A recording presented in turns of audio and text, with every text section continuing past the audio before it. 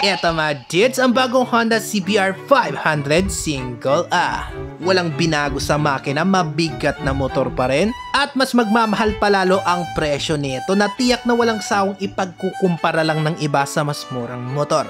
Gets naman namin yung mga reklamo nyo, but Honda is Honda mga dudes. Mas prioridad nila ang price to quality ratio over price to performance ratio. Hindi naman talaga kasi purong sport bike ang CBR 500R.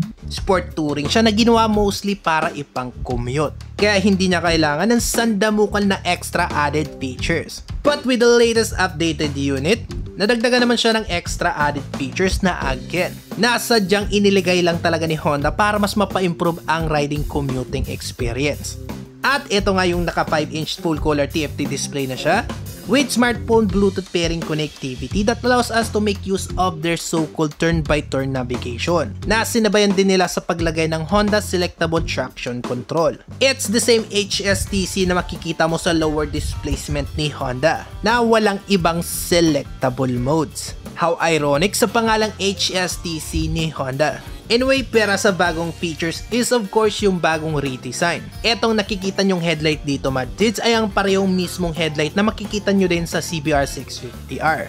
Which Honda claims na may mas malapad na buga ng ilaw na makakatulong for more visibility sa bengkingan. And as for the rest of the new bodyworks, parang kombinasyon ito ng current looks ng mga CBR series. I mean, may side panel siya na kamukha ng CBR 250RR, winglets na base daw sa CBR 1000RRR Fireblade, at may kaparehong mukha ng CBR 650R dahil nga sa parehong mismong headlight. And yes, bago na din ang kanyang taillight, simula sa mga bagong 500cc ni Honda all the way to the CB1000 Hornet. All in all, sa fairing style section lang talaga at tangke yung hindi na bago dito. Ito pa rin yung CBR 500R na minahal nyo. Gamit niya pa rin ang makapal na 41mm Showa SFBP inverted forks na again the exact same suspension na gamit din ni CB650R paired with a dual radial mounted Nissin disc brake calipers sa harap. Yan yung specs na hindi mo madalas makikita sa 450 to 500cc 2-cylinder engines. At tungkol naman sa makina mga dudes, it's the same 471cc parallel twin, dual overhead cam, 8 valves, which puts out 46.9 horsepower at 8,500 RPM and a 43 Nm at 6,500 RPM. So yes, halos magkasing lakas lang talaga sila ng Ninja 500 in terms of mechanical performance. Pero ang major concern ng karamihan sa motor na to ay yung bigat niya na 191 kg, which technically speaking, literal na kabigat niya na talaga ang Ninja 650. Hindi man halata sa itsura niya pero malaman talaga tong motor na to. Especially sa bandang harapan niya na may matabang suspension at naka-dual disc brake pa.